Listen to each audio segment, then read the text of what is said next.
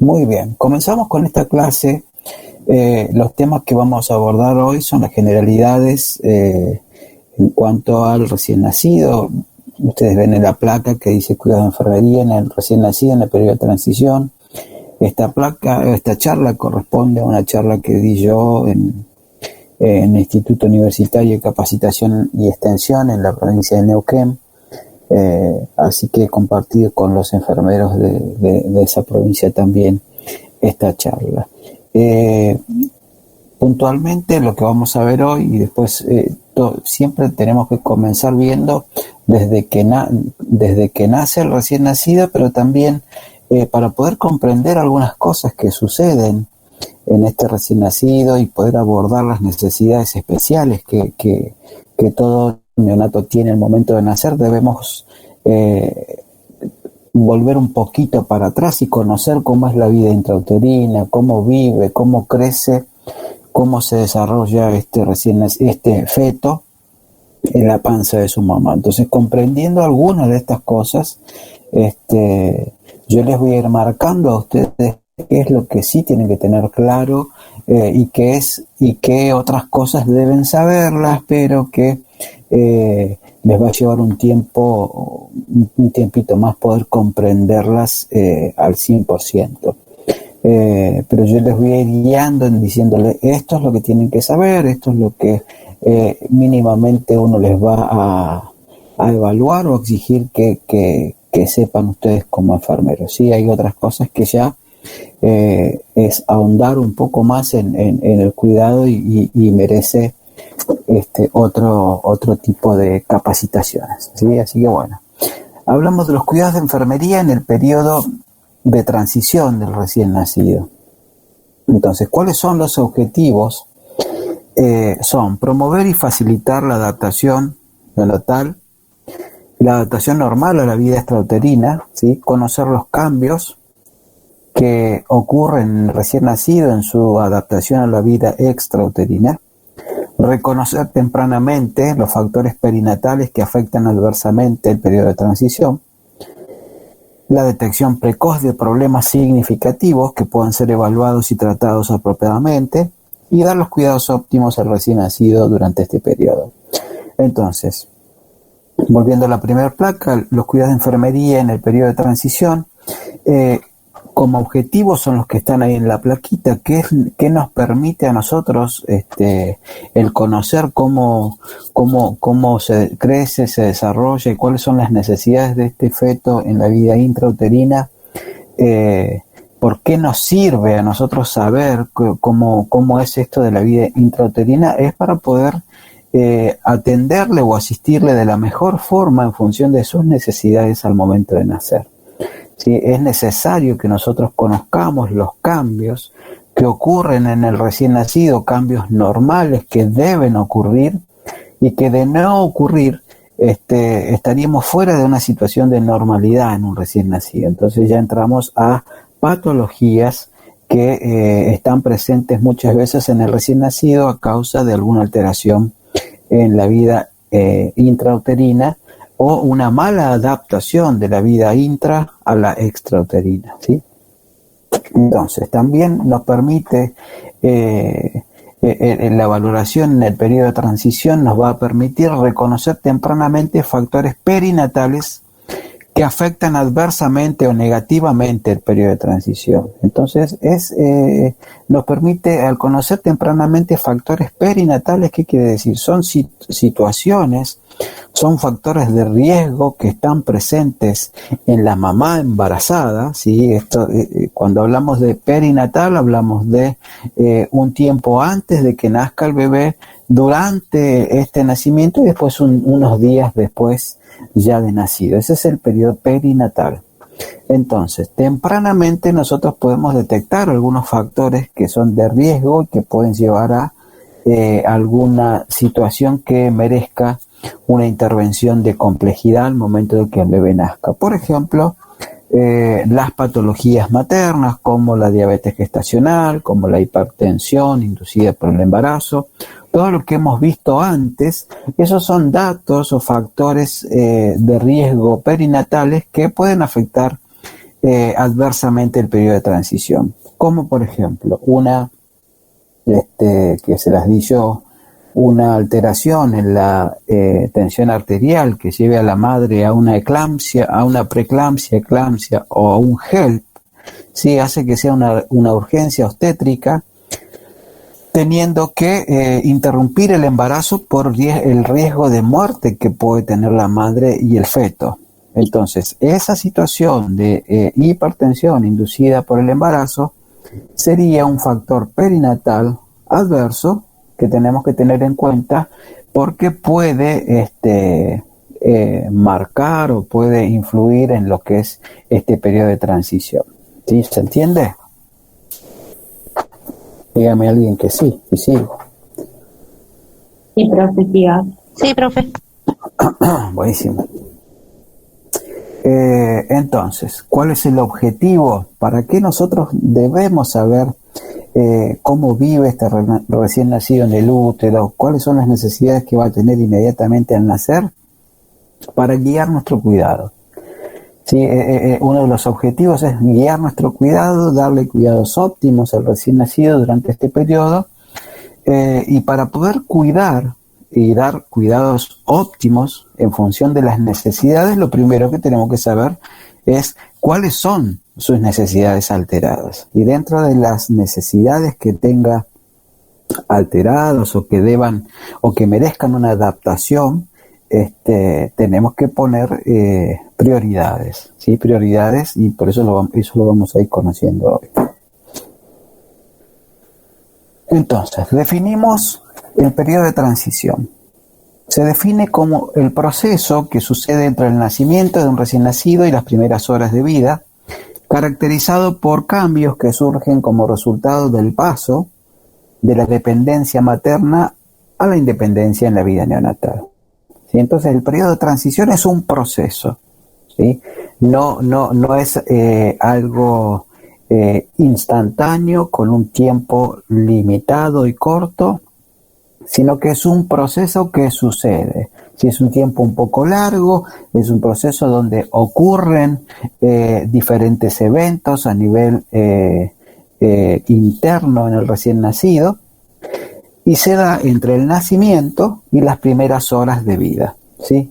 En este periodo de transición hay cambios, y cuando uno lleva este concepto de transición a la vida diaria, por ejemplo, puntualmente cuando cuando hay elecciones y gana un presidente y el otro tiene que asumir, por lo general, unos 20 días antes de la asunción, ¿sí? De que se produzca el hecho en sí, se reúnen los dos bandos, empiezan a charlar, a ver cómo queda esto, cómo queda lo otro, vamos a ver cuándo te entrego, qué es lo que te entrego. Eso es transición, ¿sí? Todavía no hay nada definido, y el proceso de transición implica cambios también, ¿sí? Entonces, este proceso es un proceso, la transición, perdón, es un proceso que sucede entre el nacimiento de un recién nacido en las primeras horas de vida, donde lo que tenemos que valorar es cómo se adapta o cómo es esta situación de adaptabilidad de la vida intra a la extrauterina, ¿sí? Entonces ahí es donde ya empezamos a delimitar o a fijar nuestro objetivo de trabajo en cuanto a las necesidades. Hoy vamos a conocer qué es lo que nosotros tenemos que ir valorando o qué aspectos uno observa en cuanto a la transición y que van a merecer un cuidado minucioso de enfermería, ¿sí? Profe, una consulta. Sí. En cuanto al tiempo del proceso de transición que dijo de horas, ¿de cuántas horas estamos hablando estimadamente? Y estimadamente hablamos de 12 a 24 horas, dependiendo, ¿sí? No es cerrado, hay transiciones que se dan, ahora lo van a ver más adelante, ustedes ven ahí en la placa que les pongo adaptaciones cardiovasculares, respiratorias, nutricional, metabólica y térmica. Algunas se dan en un tiempo bien mediato o inmediato, ¿sí? Al momento de nacer se dan enseguida. Otras se tarda un poquito más, y como por ejemplo la regulación de la temperatura corporal, lleva un poquito más de horas, ¿sí? Las primeras 24 horas tenemos que estar bien cerquita para ver si regula o no temperatura este bebé. Entonces el periodo de transición es bastante amplio, las primeras 24 horas por lo general, pero con valoraciones inmediatas, ¿sí? No es que estamos a las 24 horas, vamos a recién, por ejemplo, a ver, yo quiero valorar cómo es la adaptación respiratoria. Y bueno, como el profesor Cristian dijo que dura 24 horas el periodo, lo voy a controlar a la hora número 23. No, a la hora 23 ya tengo que haber podido valorar y ya intervenir en el caso de que la necesidad de respirar normalmente esté alterada. ¿Por qué? Porque la transición respiratoria, cardiovascular y respiratoria es una de las primeras que se da casi inmediatamente, ¿sí? Si un bebé no puede respirar o tiene alguna alteración, no se da a las 24 horas, se da enseguida. Si hay un problema en la transición en cuanto a lo respiratorio, ¿sí? Entonces, la función es que, ¿cómo empieza esto de la transición? La función es que eran cumplidas por la placenta, ¿sí? Todas las funciones de la placenta cesan, dando lugar a la adaptación cardiovascular, adaptación respiratoria, nutricional y metabólica, y adaptación térmica. ¿Sí? Si ustedes recuerdan que era lo que hacía la placenta, y de la placenta salía el cordón umbilical compuesto por qué, Gladys, ¿por qué estaba compuesto el cordón umbilical? ¿Lo sabe eso? Dije Gladys porque es la que veo en la pantalla de mi celular. O a ver Belén, que está abajo.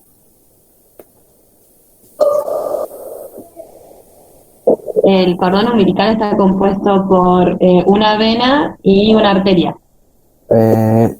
Más o menos, falta un vaso, a ver.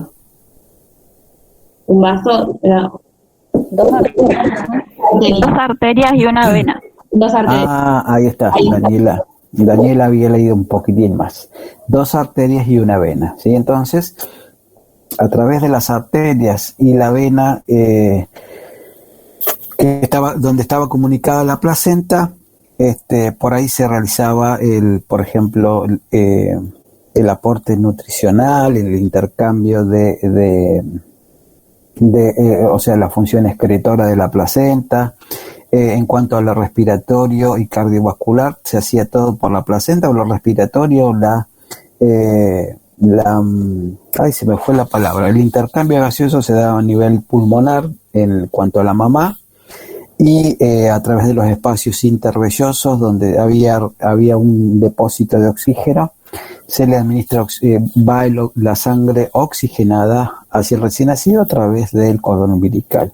Entonces, las funciones de la placenta con las estructuras anexas, como puede ser el cordón umbilical, cumplían, dejan de cumplir su función, y se producen las adaptaciones que las tiene que realizar solito este recién nacido. Una de las primeras cosas que sucede es que cuando un bebé nace, ¿qué es lo que se hace? Se corta el cordón umbilical. Entonces, como ustedes han visto en las clases anteriores, un momento donde, ¿cómo se denomina el momento o el tiempo en donde es expulsado ya todo el producto de la concepción y todas las membranas feto-ovulares? Lo conocemos como ¿qué? A esa etapa. ¿Expulsión? No, sí, expulsiones es lo que sucede, pero ¿cómo se llama? Puerperio inmediato. No, antes.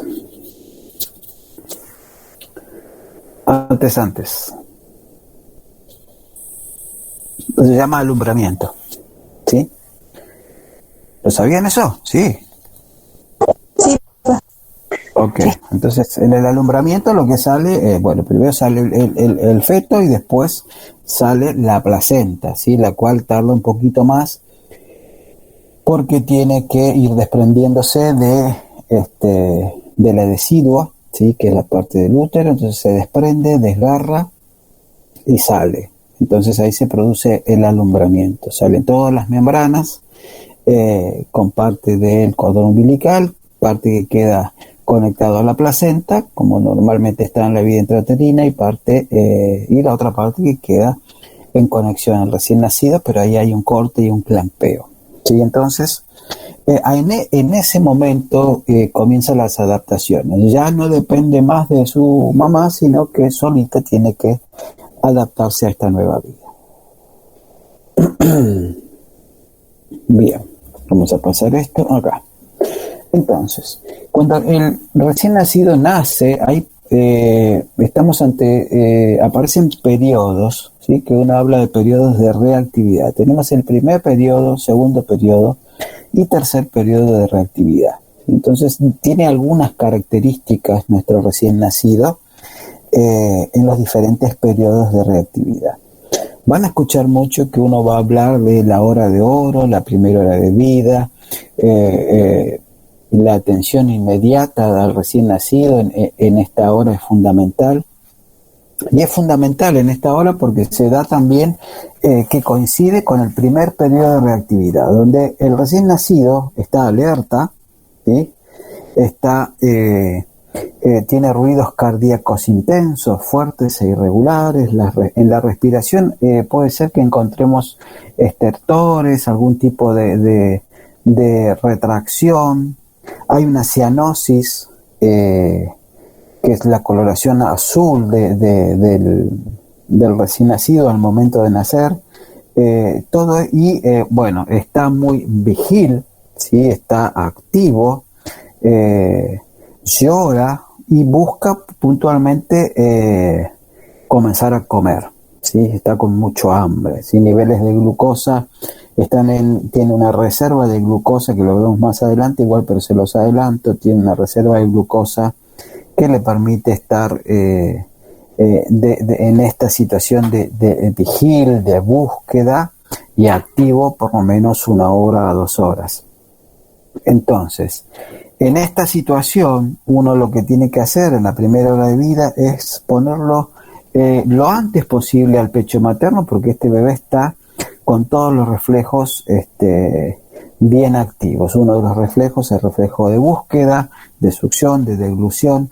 Eso le va a permitir, y ahí ya les adelanto algo, prenderse al pecho y tomar la teta, comenzar con la lactancia materna. Entonces, si yo hablara de esto, prendemos al bebé al pecho con alguna estrategia que utilizamos, apenas nace, el bebé se prende a la teta, la mamá empieza a sentir enseguida que le baja leche y él succiona muy bien. ¿Sobre qué necesidad estaríamos trabajando? Y vuelvo para atrás para que ustedes la vean. ¿Sobre qué adaptación? ¿Cardiovascular, respiratoria, nutricional, metabólica o térmica? Cuando toma la leche materna. Cuando lo prendemos a la teta apenas nace, estamos trabajando sobre la adaptación nutricional. Perfecto. Entonces, este es uno de los ejemplos. Tenemos que aprovechar este periodo de reactividad donde él está muy activo, donde los reflejos de búsqueda y succión están bien presentes. ¿Para qué? Para prenderlo a la teta. ¿Por qué? Porque ya tenemos que abordar la primera necesidad que se puede alterar, ¿sí? Y tenemos que ayudarle a él a que ahora es totalmente independiente en cuanto a la satisfacción de la necesidad de nutrición.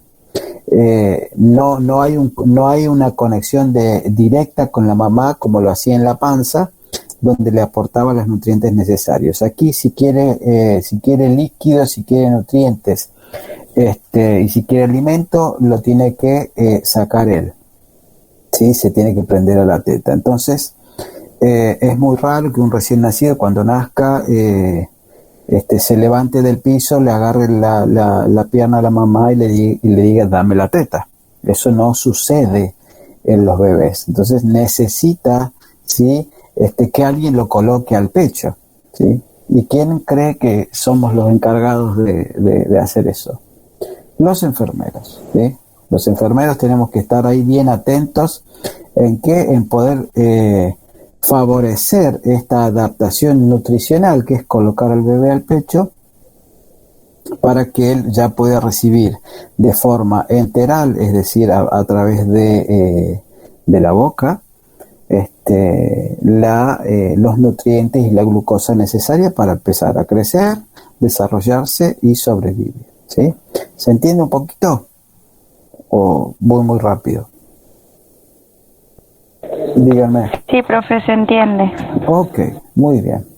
Entonces, todo esto sucede en el primer periodo de reactividad. Después el segundo periodo de reactividad, todo lo que estaba, cuando hablamos en el primer periodo hablamos de cianosis leve. Esto también tiene que ver con una adaptación de la vida intra a la extrauterina. Ustedes tienen que saber que el bebé crece y se desarrolla dentro de la panza de su mamá con un aporte de oxígeno que es mínimo.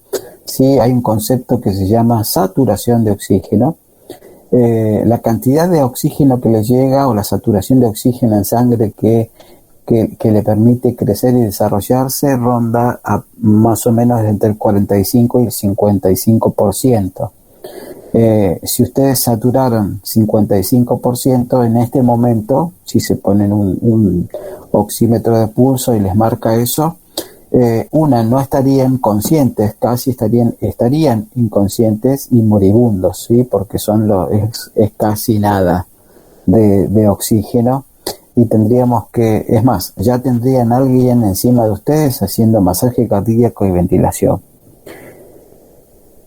A diferencia de nosotros, el feto crece y se desarrolla y vive con esa saturación de oxígeno. Entonces, algo que es normal totalmente es que cuando nace un bebé, no hay bebés que nazcan rosados inmediatamente, totalmente rosados.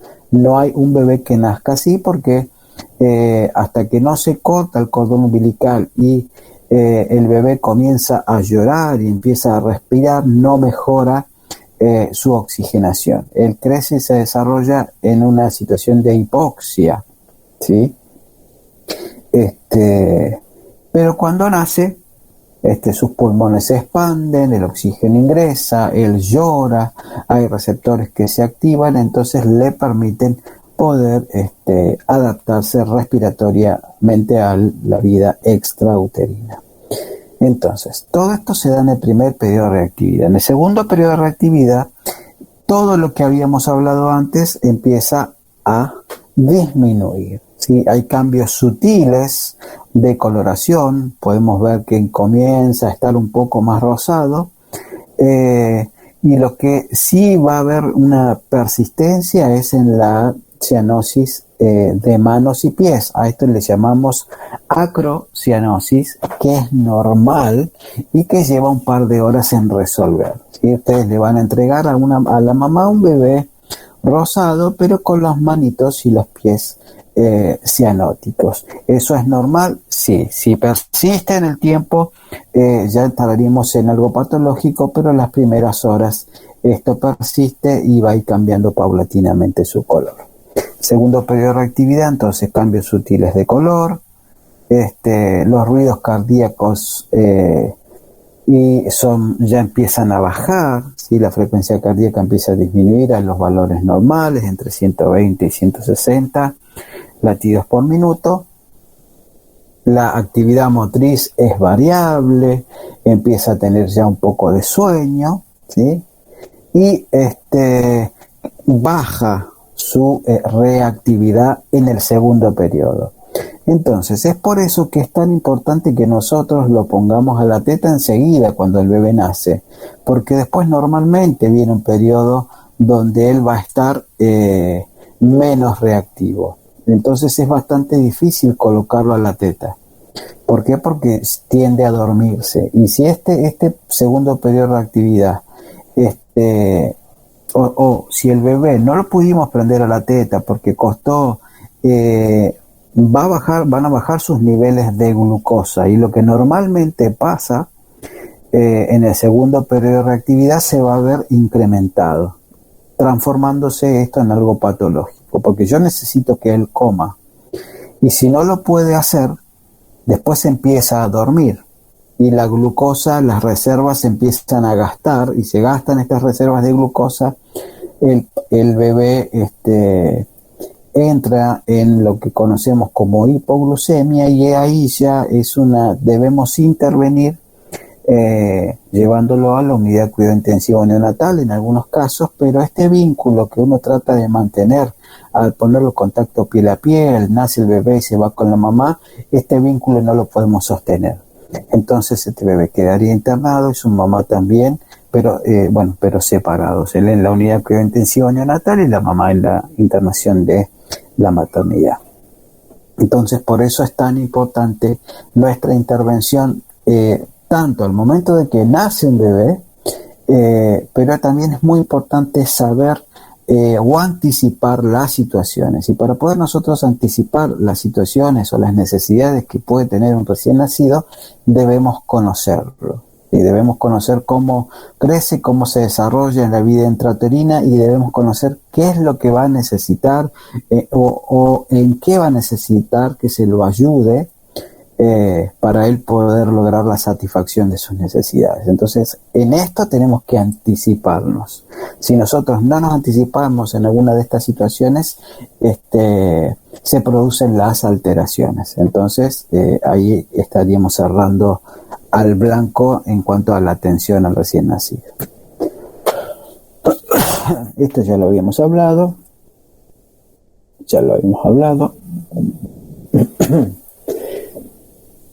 Y también, bueno, las principales adaptaciones que experimenta el recién nacido las podemos clasificar en adaptaciones inmediatas del aparato cardiovascular y del aparato respiratorio. Esas son las inmediatas, esto en cuanto al tiempo del que les hablaba hoy. Después adaptaciones intermedias, como por ejemplo la regulación de la temperatura corporal, lleva un poquito más de tiempo. Y adaptaciones mediatas del aparato digestivo, y otras son las que podemos esperar un poquito más de horas, porque le va a llevar un poco más, ¿sí? Esperar e ir observando detenidamente cómo va comportándose nuestro recién nacido.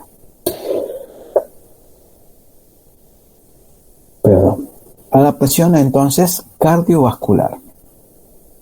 Sí, esto por ahí los va a dejar medio perdidos. Después, cuando ustedes lean el material, hay un material en la bibliografía que dice cuidados de enfermería en el periodo de transición. Entonces ahí van a comprender bien el periodo de transición, porque esta parte cardiovascular, porque está muy bien detallado, es una revista de enfermería neonatal hecha por enfermeros. Entonces, cuando cuando el material es hecho por enfermeros y para enfermeros, es mucho más fructífera la lectura, porque nosotros los enfermeros, cuando escribimos para nuestros colegas, escribimos en función del cuidado de enfermería, y tomamos el respaldo teórico en cuanto a lo que se necesita saber de teoría de todo lo médico, pero todo lo que escribimos va en función de los cuidados. Entonces, cuando hablamos de adaptación cardiovascular, dentro del corazón fetal hay una estructura, es diferente, ¿sí? Hay estructuras que están presentes en la vida intrauterina, y que en la vida extrauterina estas estructuras deben desaparecer, aunque sea funcionalmente, y no deben estar presentes. Entonces esta es una de las adaptaciones. Dice: la sangre ingresa desde la aurícula derecha, la mayor parte fluye del lado izquierdo al lado izquierdo a través del foramen oval. Entonces la sangre pasa del ventrículo izquierdo a la aorta. Desde la aorta la sangre se envía a la cabeza, a las extremidades superiores, luego regresa a la aurícula derecha a través de la vena cava superior. Aproximadamente un tercio de la sangre que ingresa a la aurícula derecha, o sea, al lado derecho del corazón, no fluye a través del foramen oval, sino que permanece del lado derecho del corazón, fluyendo finalmente hacia la arteria pulmonar. Entonces, lo que tienen que saber ustedes de esto, en cuanto a la adaptación cardiovascular, es que, a diferencia del corazón de ustedes y el mío, en la vida fetal hay algunas estructuras que están presentes, ¿sí? En el corazón, como por ejemplo son el foramen oval, que comunica la aurícula derecha con la aurícula izquierda, ¿sí? Eso no está presente en nosotros los adultos, eso solamente está presente, esta comunicación está presente en los fetos, ¿sí? Y si esta comunicación persistiera luego del nacimiento, hablaríamos de una patología, ¿sí? Entonces, lo que es normal en la vida intrauterina es patológico en la vida extrauterina. Entonces, hay también un conducto, cuando hay un conducto que comunica la arteria pulmonar con la arteria aorta, ¿sí? Este conducto se llama conducto arterioso, que también está solamente presente y activo durante la vida intrauterina. En la extrauterina, si persiste, si se mantiene abierto este conducto, lleva a una patología. Entonces, todo lo que estas adaptaciones cardiovasculares, si el recién nacido no las puede hacer, es decir, que este foramen oval no se cierre, que el conducto arterioso tampoco se cierre al nacer, o que el conducto venoso que comunica la arteria, la vena cava con la vena umbilical, tampoco se colapsa. Si eso persiste,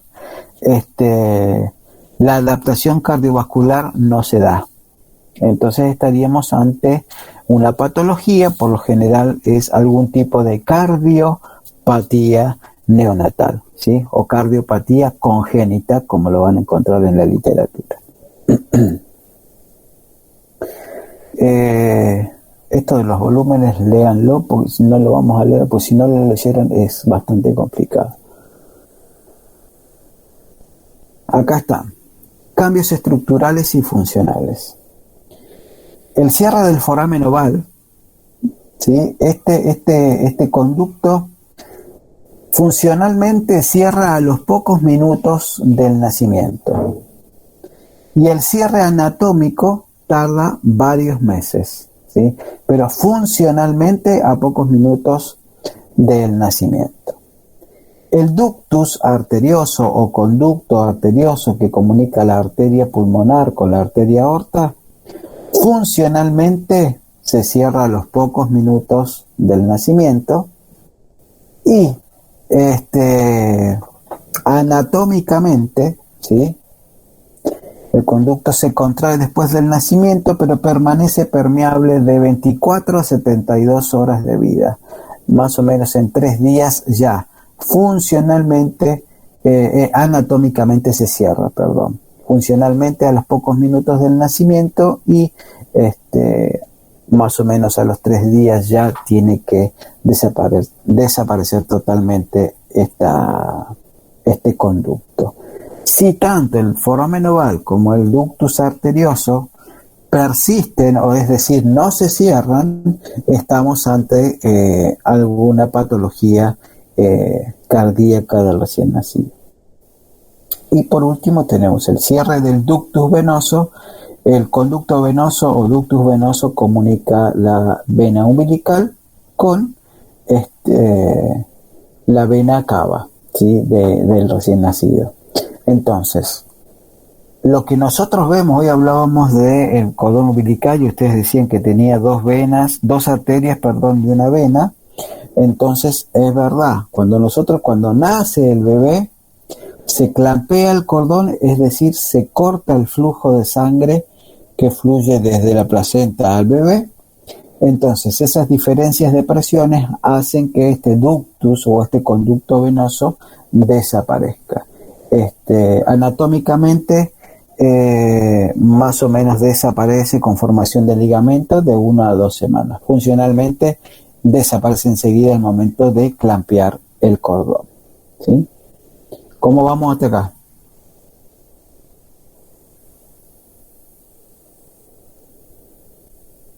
Bueno, seguimos. Bien, profe. Bien, Muy profe. Muy bien, acá tienen un dibujito, después lo miran. Y seguimos. Profe, ¿usted sube este Power? ¿Eh? Sí, pero ¿Sube este Power? sí, pero voy a tardar en subirlo porque quiero que primero lean. Porque si no, lo que van a hacer es leer del Power y no van a leer el material. O sea que hoy no lo voy a subir, ni mañana tampoco, lo voy a subir pasado. ¿Sí? Para que puedan leer, aunque sea, quiero que lean el artículo que está en la parte de bibliografía de cuidados de enfermería en el periodo de transición. Entonces, una vez que lean eso, van a poder entender esto. ¿Sí? Bueno, Ok. Bueno, profe. Cambios respiratorios. ¿Sí? En cuanto a los cambios respiratorios, la oxigenación se daba a través de la placenta en la vida intrauterina. En la placenta, la hematosis o el intercambio gaseoso se daba a nivel pulmonar materno, después fluía sangre oxigenada al útero, del útero pasaba a la placenta y de la placenta pasaba a el feto. Así se daba lo que era toda la circulación y la oxigenación. ¿Sí? Había presencia de circulación placentaria. Con el corte del cordón umbilical, la circulación placentaria desaparece. Entonces, estos pulmones, los pulmones del recién nacido, hasta este momento el feto, los pulmones del feto en la vida fetal estaban inactivos, o sea, no realizaban hematosis. La hematosis o intercambio gaseoso se daba solamente a través de la mamá, ¿sí? Los pulmones de la mamá. Los pulmones del feto estaban llenos de líquido pulmonar, donde estaban hipertensos. Había una resistencia vascular pulmonar alta, entonces no permitía el pasaje de oxígeno, sino que simplemente eran irrigados con sangre. Entonces, así están los pulmones en la vida fetal. Pero cuando el recién nacido nace, ¿sí? Que tenemos corte del cordón umbilical, la presión que generaba la placenta y el aporte de oxígeno a través de la placenta desaparece. Entonces, se da una serie de eventos que hacen que los pulmones del feto y ahora recién nacido o neonato, los pulmones del neonato reabsorban líquido pulmonar, ¿sí? Y comiencen a funcionar como corresponde, que es realizando la hematosis o el intercambio gaseoso, ¿sí? Por eso es tan importante, esto lo paso porque es bastante difícil,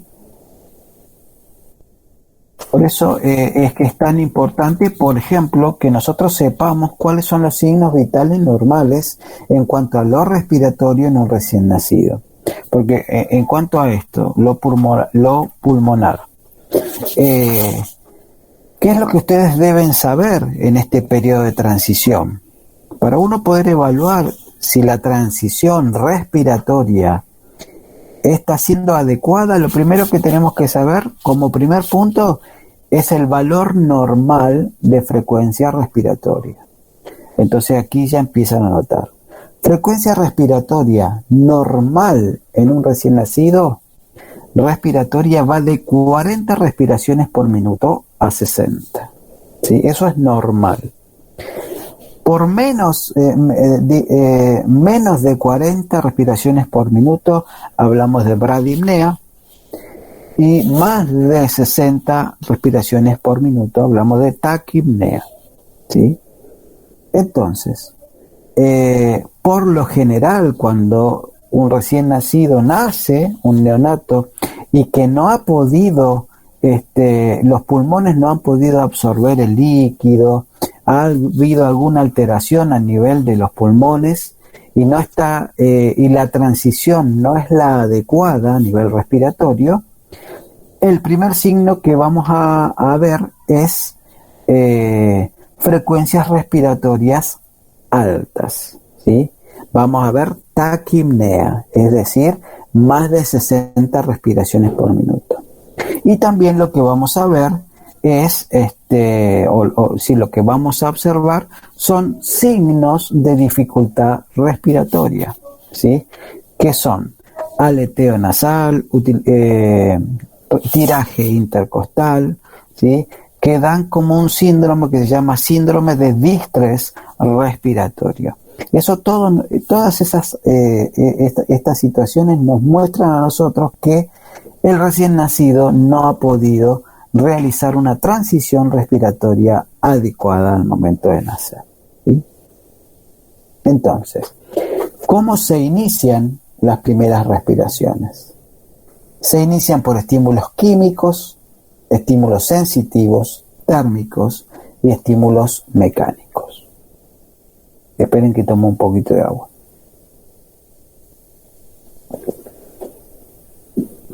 Entonces, los estímulos químicos que ayudan al inicio de las primeras respiraciones son: el recién nacido sufre asfixia transitoria cuando se pinza el cordón umbilical y cesa el flujo sanguíneo placentario. Se produce un descenso de la PO2 y un aumento de la PCO2 y un descenso del pH arterial. Como resultado aparece acidosis que activa el centro respiratorio medular, ¿sí? Los breves episodios de asfixia activan el sistema nervioso central, la asfixia severa lo deprime, ¿sí? Entonces hay un periodo de asfixia pequeño, pero no llega a ser una depresión respiratoria. Todo eso genera estímulos químicos que ayudan al inicio de las primeras respiraciones. A ver, cambié. Químicos, ahí está.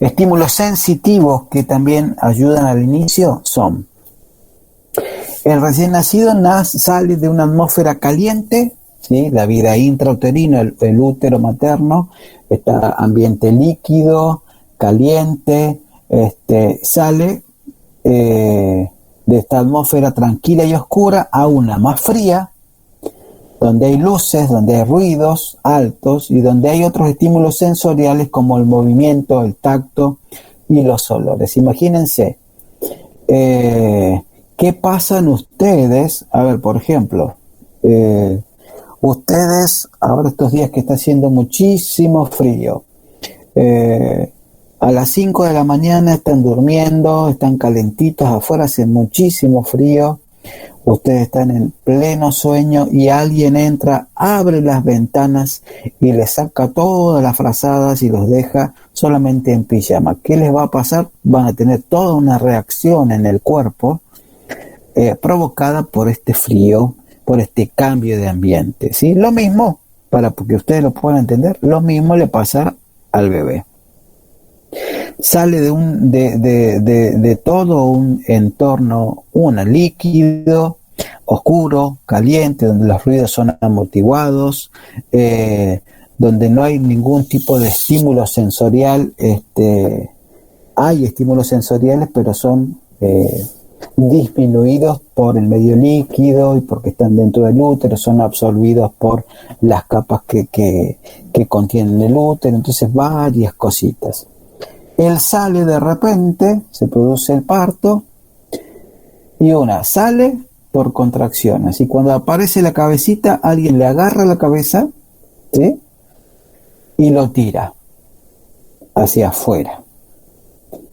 Entonces, lo agarran de la cabeza, lo tiran hacia afuera, sale en menos de un minuto, baja su temperatura, está más o menos a 37 grados dentro de la vida del útero y salen en promedio a una temperatura de 26 a 29 grados, o sea, baja en menos de un minuto, bajan 7, 8 grados la temperatura, nacen mojados por el líquido, entonces eso hace también que la pérdida de temperatura sea mayor. Acostumbrados a la oscuridad, salen a un lugar donde hay muchísima luz, donde los ruidos eran amortiguados por el medio líquido y por el útero, aquí ahora ya no existe nada de eso, no existe el líquido y no existe el útero, o sea que el impacto en sus oídos es directo en cuanto al ruido, las luces, impacto en cuanto al tacto. Entonces, todo lo que les estoy diciendo, y por ejemplo, la mamá va a estar llorando, el papá que está al lado también le está dando un beso a la mamá, está gritando, y todo el mundo le da la bienvenida a este bebé, y todos la están pasando muy bien, están contentos y felices, menos él. Para él no es nada agradable que te agarren de la cabeza, que te saquen de un lugar oscuro, cómodo y relajante a un lugar totalmente estresante. Entonces, esta situación genera un estímulo sensitivo que le permite comenzar con las primeras respiraciones. ¿Sí? ¿Cómo vamos hasta acá? ¿Van entendiendo? Sí, profe. Sí, profe. Buenísimo. Entonces, estímulos térmicos, ahí ya hablé un poquito. Los termorreceptores localizados en la cara y el tórax del recién nacido envían impulsos al centro respiratorio y se inicia la primera respiración. El estímulo térmico es el frío y el cambio de temperatura que se da al momento de nacer este bebé. No sé qué pasó. A ver.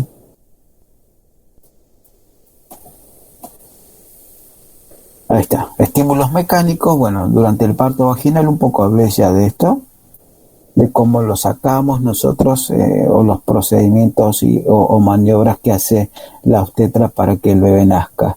Entonces, esto también estimula las primeras respiraciones durante el parto vaginal. Básicamente, hay líquido pulmonar todavía en este bebé, pero cuando pasa por el canal de parto, ¿sí? Esta compresión que genera el canal de parto sobre el tórax hace que se expulse el líquido pulmonar que podía haber quedado, entonces ayuda también a la primera respiración, ¿sí? No sé qué pasa, que no se corre, está.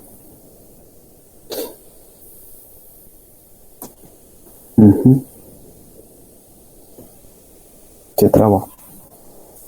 A ver, che.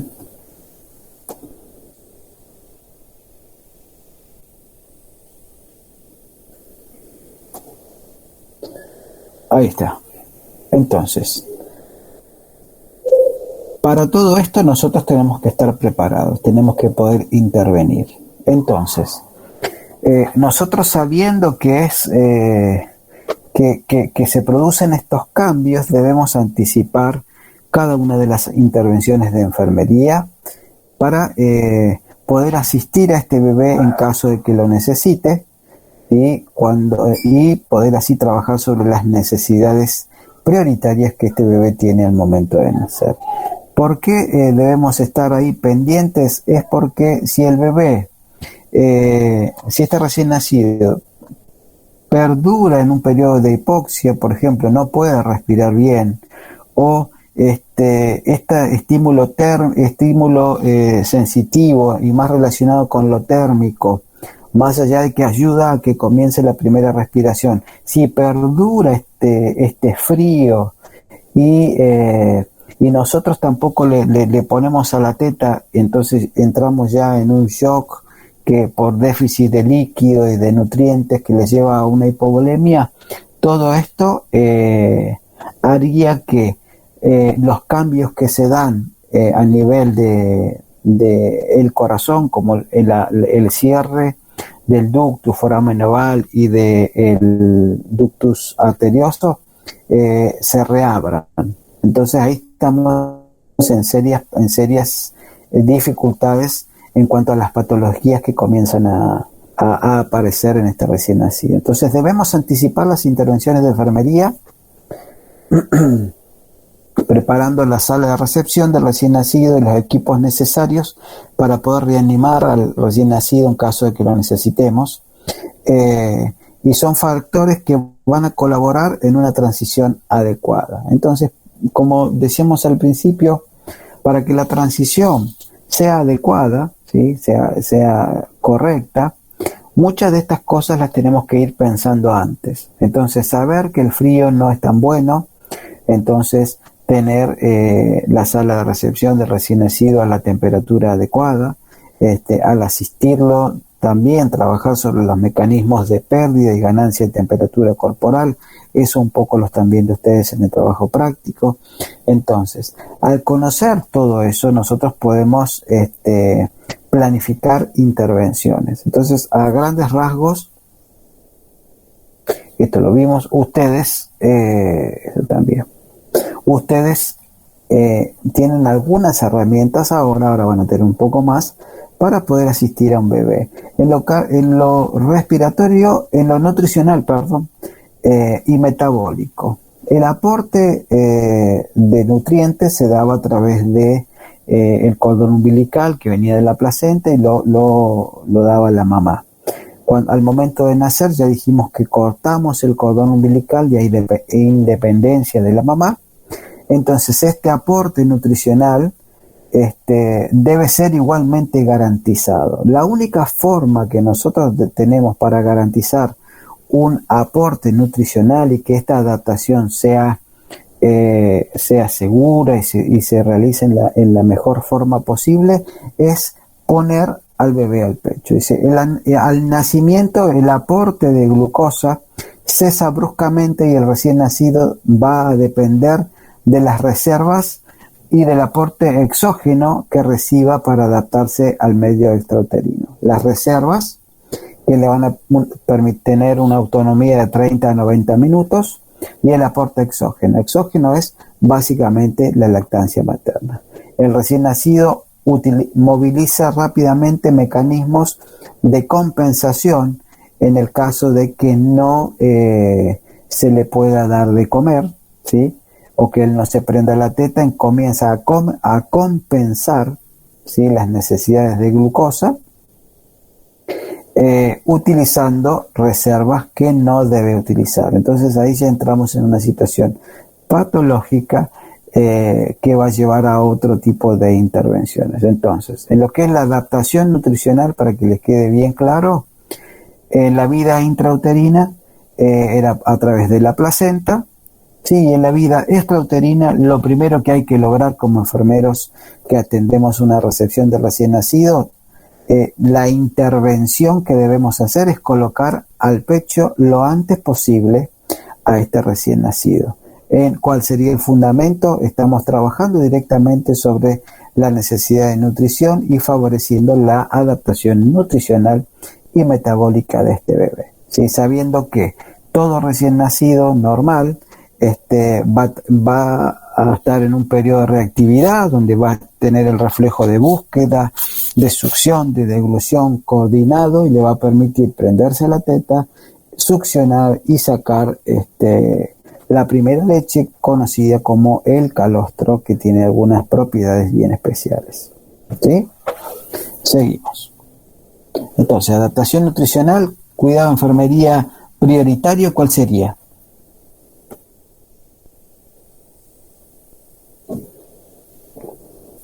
Sería que el bebé se prenda la teta lo que antes el bebé posible. prender a la teta lo antes posible a este bebé. Ese sería el cuidado prioritario. Muy bien. Bueno, acá hay hipoglucemia, lo vemos después. Ahí está, adaptación térmica. Y de esto algo lo voy a pasar rápido porque esto trabajan ustedes. Si alguien tiene una pregunta me la hace, creo que alguien había preguntado por esto. Pero en cuanto a la adaptación térmica, hay dos cosas que ustedes tienen que tener claros, porque estas pueden ser preguntas de examen o preguntas que están presentes en el trabajo práctico.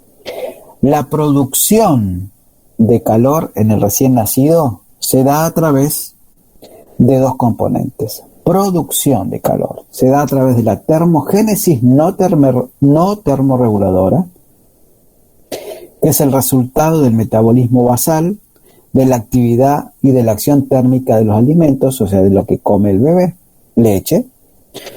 Y el segundo, a través de la termogénesis termorreguladora, sin escalofrío, o mecanismo de la grasa parda, ¿sí? A través de estos dos componentes realiza la adaptación térmica, ¿sí? El recién nacido. El tema es que la termogénesis termorreguladora sin escalofrío se activa o tiene como combustible, ¿sí?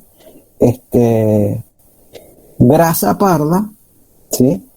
O sea, tiene como combustible, la termogénesis termorreguladora se genera una reacción que ustedes la leen ahí, que es una reacción de lipólisis o ruptura de las moléculas de grasa, generan oxidación. Esta acción es exotérmica, es decir, liberadora de calor.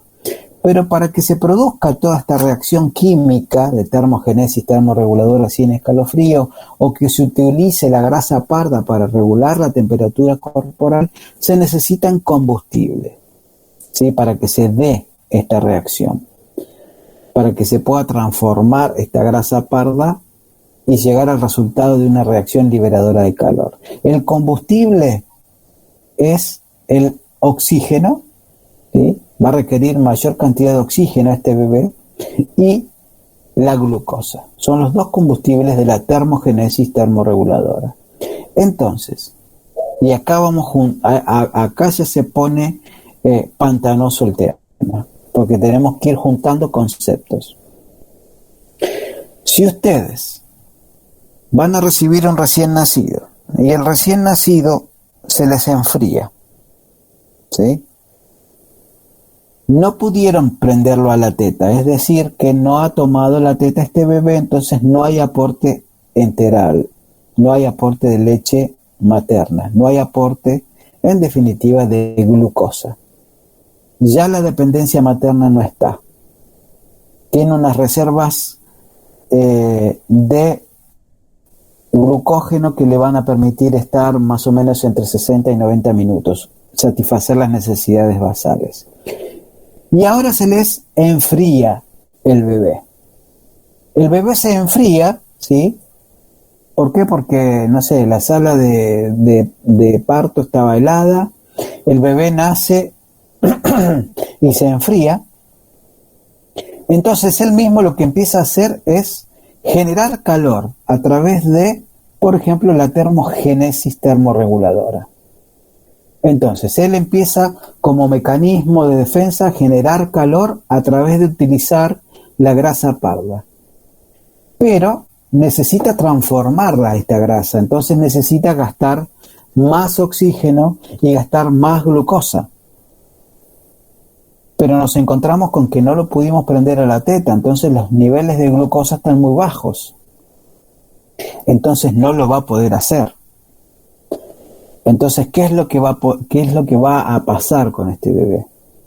Este bebé va a comenzar a activar otros mecanismos de compensación, todo para obtener mayor cantidad de oxígeno y mayor cantidad de glucosa.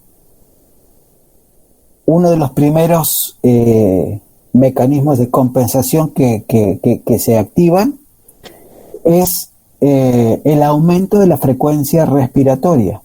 ¿Por qué? Porque quiere captar más oxígeno. Entonces empieza a respirar más veces por minuto.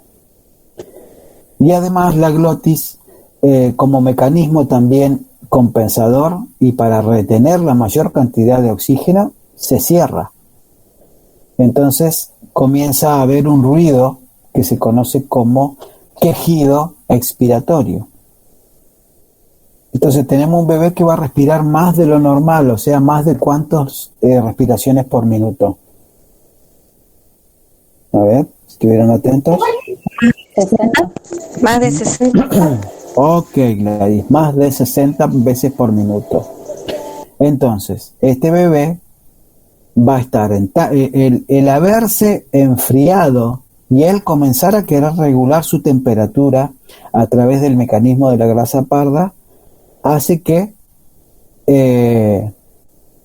requiera más oxígeno, entonces va a respirar más rápido, más de lo normal. Entonces va a tener respiraciones mayores a 60 por minuto. Va a haber taquipnea, va a haber quejido expiratorio, va a haber aleteo nasal. Y además va a querer utilizar más glucosa de la disponible, entonces empieza a utilizar las reservas. Entonces transforma el glucógeno en glucosa, glucógeno que lo podemos encontrar en el hígado, en el vaso y en los músculos. Entonces transforma eso y esta transformación y el gastar las reservas hace que entre en hipoglucemia, porque gasta más de lo que de lo que dispone. Entonces, solamente esta alteración de la temperatura corporal, cuando el bebé se nos enfría, cuando un bebé a ustedes en la sala de recepción se les enfría, lo que le va a provocar esta alteración es que entre en dificultad respiratoria, ¿sí? Y que haya una alteración metabólica, es decir, hipoglucemia. Este bebé hay que internarlo en una unidad de cuidado intensivo neonatal, hay que ponerle un suero, ¿sí? Para aportarle glucosa, y también hay que ponerle un suero y hay que ponerle oxígeno suplementario. Entonces, así sería la atención que uno le tiene que dar a este recién nacido. ¿Estamos claros hasta ahí? En cuanto a la adaptación térmica, por supuesto. No sé quién me había preguntado ayer sobre esto.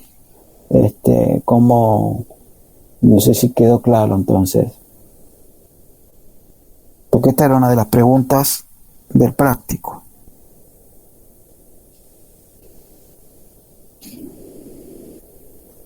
Bueno, entonces, seguimos. Cuando un bebé se nos enfría, entonces puede llevar algunas consecuencias. Una de las consecuencias es el sufrimiento por frío o el estrés por frío, ¿sí? Este estrés por frío lleva a un aumento del consumo de oxígeno, aumento del consumo de glucosa y disminución de la producción de surfactante. Entonces hay aumento de consumos de oxígeno, requerimientos que tiene como consecuencia una intervención mayor por parte nuestra, pero que no se va a poder dar junto a la madre, sino que va a ser necesario internar a este bebé. Por eso, ¿qué debemos hacer para poder evitar todo esto? Simplemente, al nosotros saber ahora que lo importante que es la regulación de la temperatura corporal en un recién nacido, saber que, por ejemplo, debemos tenerla, cómo debemos preparar en forma óptima la sala de recepción en cuanto a la temperatura, en cómo asistir al recién nacido, y ahí esto engancha con los mecanismos de pérdida o de ganancia de temperatura corporal en el recién nacido, que son conducción, convección, evaporación y radiación. Si voy a pasar rápido, pues esto lo tienen que leer ustedes y es parte del trabajo práctico. Entonces, hay dos cosas que son parecidas pero son diferentes. Una es cómo regula la temperatura el recién nacido, que es a través del mecanismo de la grasa parda y el anterior que vimos. Eso es cómo regula. Y cómo pierde o gana temperatura corporal el recién nacido son los 4 mecanismos que vimos recién, ¿sí? Entonces, por ejemplo, cuando un recién nacido cuando nace el bebé, nace mojado, y lo ponemos, cuando lo agarra la partera, sale el bebé, nace mojado. Ahí hay una diferencia de temperatura. Entonces comienza en esta diferencia de temperatura hay pérdida de temperatura corporal. ¿A través de qué mecanismo? El mecanismo de evaporación, ¿sí? Entonces, nosotros, ¿qué es lo que hacemos? Es secar al recién nacido con paños tibios. Entonces, cuando nosotros secamos al recién nacido con paños tibios, lo que estamos haciendo es transferir calor a este bebé a través de conducción. Entonces ahí gana temperatura. Y además lo que podemos hacer es poner al bebé por el pecho de la mamá, contacto piel con piel. Ahí está, la madre es la fuente de calor que le transfiere calor a su bebé por contacto, entonces por conducción. Entonces, pero si, por ejemplo, nosotros lo llevamos y lo tenemos que pesar a este recién nacido en la balanza, las balanzas por lo general son de metal, algunas bien antiguas o ahora unas plásticas, pero que no están calientes, están frías. Entonces, si nosotros ponemos a nuestro bebé recién nacido para pesarlo al momento de la recepción sobre esta balanza, sin ningún cobertor, va a estar, el bebé se va a enfriar. Porque ¿qué mecanismo actúa ahí? El de conducción, igual. Porque conducción es de ganancia de temperatura, pero también es de pérdida de temperatura. ¿Sí? Entonces, así es la relación que ustedes deben hacer en cuanto a los mecanismos de pérdida y ganancia de temperatura corporal y los mecanismos de producción de calor en el recién nacido. Muy bien. Intervenciones de enfermería. Entonces, el cuidado de la temperatura ambiental en la sala de partos y en la sala de recepción del recién nacido va entre los 26 y los 28 grados centígrados. ¿Sí? Después del nacimiento, entonces esta pregunta de examen: ¿cuál es la temperatura ambiental de sala de parto y sala de recepción? De 26 a 28 grados centígrados. Por ahí van a ver algunos otras literaturas que le dan un poquito más, hasta de 26 a 29 grados. No hay problema con eso. Después del nacimiento se debe secar al recién nacido con compresas, como les decía, precalentadas para evitar las pérdidas de calor por evaporación. Cubrir cabezas con gorro y vestirlos si la adaptación calopulmonar es adecuada. Favorecer contacto piel a piel, como ya le había dicho, y considerar hipotermia cuando hay la temperatura axilar por debajo de 36,3. Entonces, vimos adaptación cardiovascular, entonces de ahí sale el dato del signo vital frecuencia cardíaca, que es lo normal de frecuencia cardíaca, dijimos que era entre 120 y 160 latidos por minuto. Hablamos también de la adaptación respiratoria, donde dijimos que el dato que sale es el signo vital respiración, que lo normal es de 40 a 60 respiraciones por minuto. Y ahora estamos hablando de la temperatura corporal. Entonces debe salir otro dato de parámetros normales de temperatura corporal, que van de 36,5 axilar a 37,5 axilar. Esos son signos vitales normales. Cualquier alteración, tanto en el límite superior como en el límite inferior, si es inferior estaríamos ante una hipotermia, y si es superior ante hipertermia. ¿Sí? Para que lo vayan ahí anotando. Profe, ¿puedo repetir lo de temperatura? Están en 36,5, 37,5 sería valor normal. A ver, repito todos los signos vitales entonces para que lo anoten ahí. Frecuencia cardíaca, valor normal, entre 120 y 160 latidos por minuto.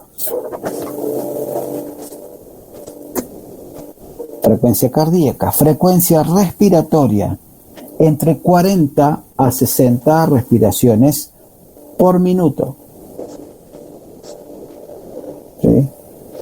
Frecuencia respiratoria, 40 a 60 respiraciones por minuto, parámetro normal. Frecuencia cardíaca, 120 a 160 latidos por minuto, frecuencia cardíaca normal. Rango de temperatura normal, 36 grados 5 a 37 grados 5, rango de temperatura normal. Mayor a 37,5 hablamos de hipertermia. Menor a 36,5 hablamos de hipotermia. ¿Sí? ¿Se entiende? Sí, profe. Ok. Entonces, para concluir, lo que podemos decir es que existen 2 días muy peligrosos en nuestras vidas, el primero y el último. Entonces, como existen 2 días muy peligrosos, uno es cuando nacemos y otro es cuando morimos, es que es bien importante el cuidado que nosotros brindamos ahí. Tanto porque cuando nacemos somos muy dependientes del otro para poder sobrevivir, ¿sí?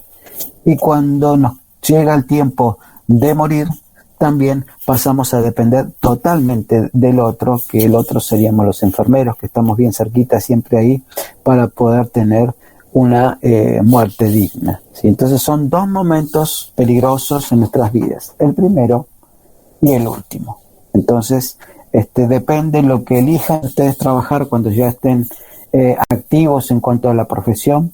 Puede ser que trabajen en neonatología y ahí estarían en el primer día de vida de la persona, o en algún tipo de terapia, o en algún lugar donde lamentablemente los pacientes se nos mueran. También merece un cuidado de excelencia al momento de brindar el último cuidado a nuestro paciente. ¿Sí? Muy bien. ¿Dudas hasta aquí?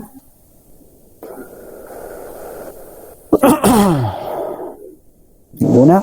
No, profe. No, profe. Bueno, a ver, espérame que tengo un mensaje de alguien aquí.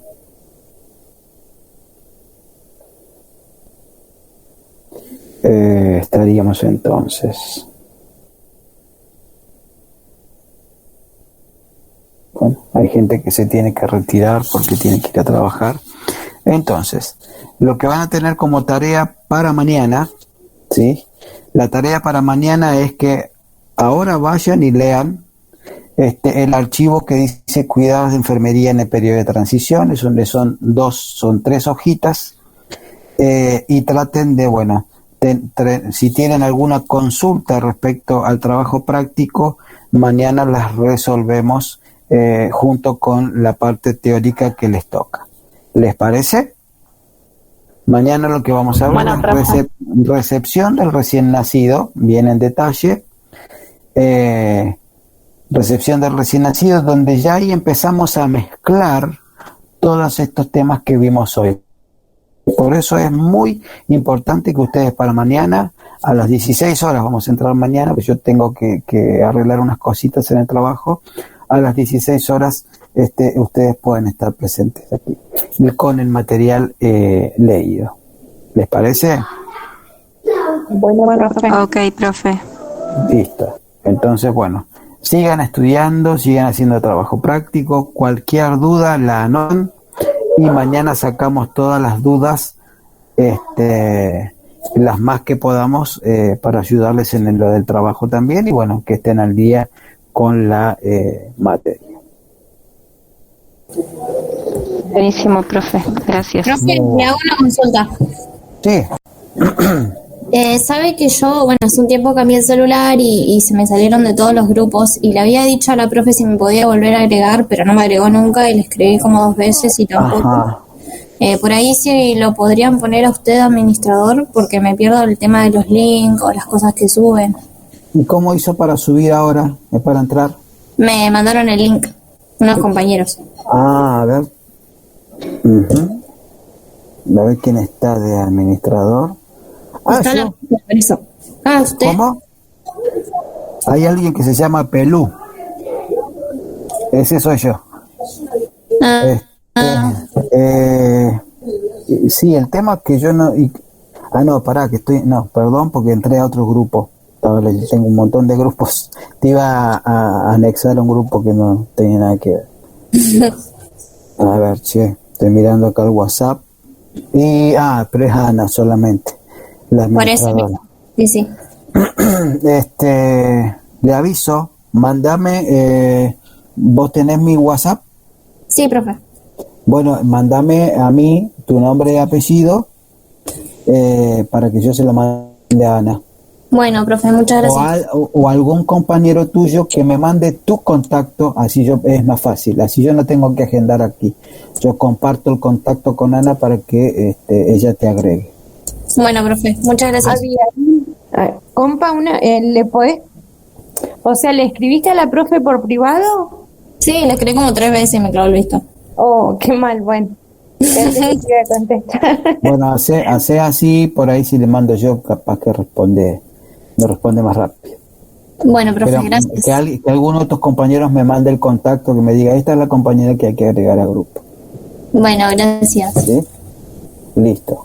Bueno, nos vemos mañana a las... Hasta mañana, profe. Hasta mañana. Chao, chao. Hasta mañana. Chao, profe.